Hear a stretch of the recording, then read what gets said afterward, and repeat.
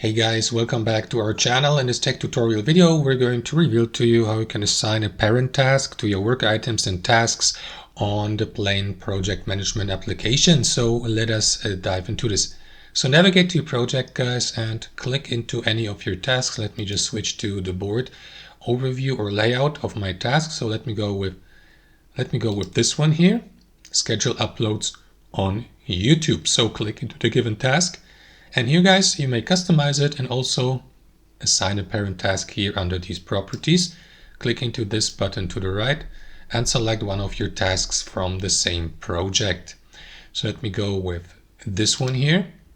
And that's it. After that, you will see the connection here, the parent task of the given task, and that one here will become the subtask of that parent task. So if we, for example, navigate to it, we will then see that there is now a subtask or subwork item, and you may mark that as complete, for example, or done here to the right.